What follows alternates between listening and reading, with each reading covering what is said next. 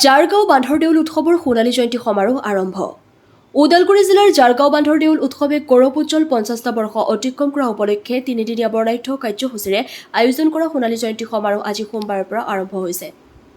জাৰগাঁও যুৱ সংঘৰ উদ্যোগত স্থানীয় ৰাইজৰ সহযোগত উদযাপন কৰা হৈছে ঐতিহাসিক দেউল উৎসৱৰ গৌৰৱময় সোণালী বৰ্ষ।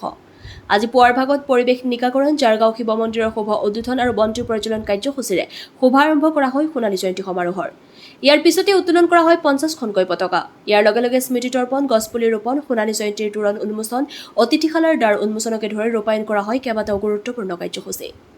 কাইলৈ দ্বিতীয় দিনা পুৱাৰ ভাগত কেইবাটাও গুৰুত্বপূৰ্ণ কাৰ্যসূচী ৰূপায়ণৰ পিছত বিয়লিৰ ভাগত অনুষ্ঠিত হ'ব জনগোষ্ঠীয় কৃষ্টি আৰু মুকলি বিহু সমাৰোহ। অন্তিম দিনৰ মুকলি সভাত বিশিষ্ট লেখক, লোক সংস্কৃতিৰ গৱেষক তৰুণ আজাদ ডেকা, জ্যেষ্ঠ সাংবাদিক ছায়ামণি ভূঞা সমন্বিতে ভালেকেইগৰাকী বিশিষ্ট ব্যক্তি উপস্থিত থাকিব বুলি জানিবলৈ দিয়ে উদ্যোক্তাসকলে। খৈৰাবাৰীৰ পৰা ধীৰেন মহলীয়াৰ ৰিপৰ্ট, AIN লাইভ।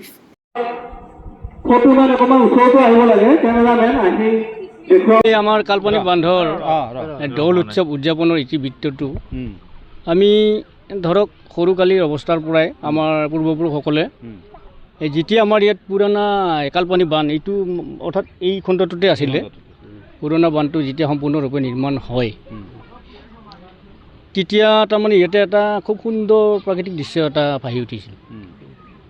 তাৰপিছত এই দৃশ্যবোৰ মানে চাই আমাৰ পূৰ্বপুৰুষসকলে এটা চিন্তা কৰিলে যে ইয়াত এটা আমি অনুষ্ঠান পাতিব পাৰিলে এই কথা ভাবি এটা শিৱ মন্দিৰ তেতিয়া আঞ্চলিক ভিত্তিত কৰিছিলে।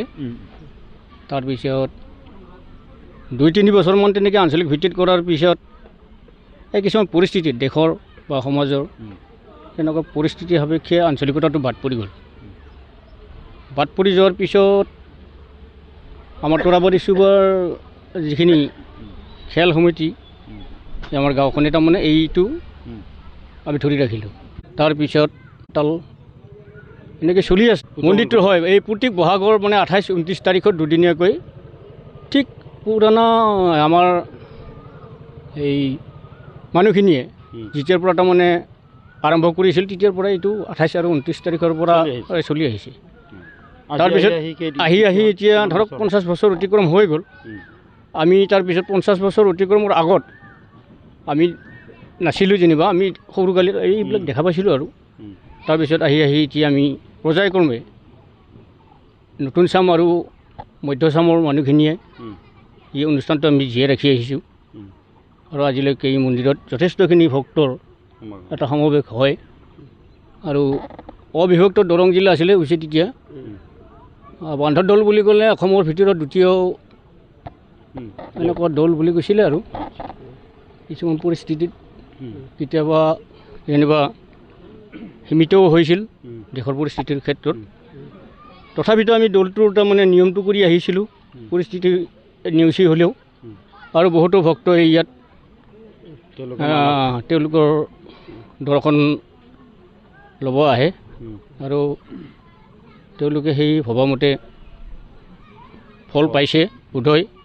আৰু বহু লোকে তাৰমানে এতিয়া ইয়াত শৰাই লৈ আহে আৰু বহু লোকে ভবামতে সন্তান বা চাকৰি বা তেনেকুৱা আশা কৰা ফলস্বৰূপ তেওঁলোকে পাব পাৰিছে। সেইকাৰণে এতিয়া পৰ্যায়ক্ৰমে তাৰমানে আমাৰ বান্ধৰ দৌলৰ যিটো গৰিমা, যিটো মাহাত্ম্য বাঢ়ি আহিছে। নমস্কাৰ জনাইছোঁ। আজিৰ আমাৰ জাৰগাঁও বান্ধৰ দেউল সোণালী জয়ন্তী উৎসৱ উদযাপনৰ প্ৰথম দিন। এই প্ৰথম দিনত আমি ইতিমধ্যে মুখ্য গেটকে আদি কৰি ৰভা মঞ্চ, প্ৰদৰ্শনী আৰু বিপণী, তাৰপিছত দানপাত্ৰ উন্মোচক আৰু সোণালী জয়ন্তীৰ যি পতাকা উত্তোলক কাৰ্যসূচী ইতিমধ্যে আমি সমাপন কৰিছোঁ। আশা ৰাখিছোঁ এই আহি থকা আৰু 2টি দিন আছে, 28 বহাগ আৰু 29 বহাগ। এই 28 আৰু 29 বহাগতো সকলো ৰাইজৰ সহায় সহযোগিতা পাম বুলি আশা ৰাখিছোঁ। আমি 28 তাৰিখে এটা বিশেষ কাৰ্যসূচী ৰখাইছোঁ। সেইটো হৈছে আমাৰ মৰমৰ শিল্পী জুবিন গাৰ্গৰ শ্ৰদ্ধাঞ্জলি অনুষ্ঠান। আৰু এই শ্ৰদ্ধাঞ্জলি অনুষ্ঠানটিত সমূহ জুবিন অনুৰাগীৰ লগতে ৰাইজক এই অনুষ্ঠানটিত উপস্থিত থাকিবৰ কাৰণে মই উদযাপন সমিতিৰ তৰফৰ পৰা অনুৰোধ জনাইছোঁ।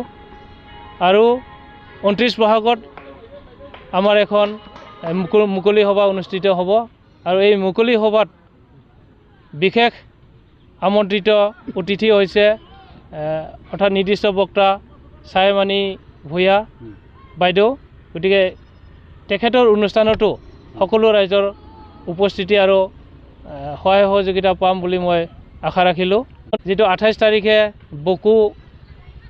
বকুৰ বিপুল দাস নামৰ এজন গায়ক আহিব আৰু স্থানীয় আমাৰ শিল্পী গোটেইখিনিৰ দ্বাৰা অনুষ্ঠিত হ'ব।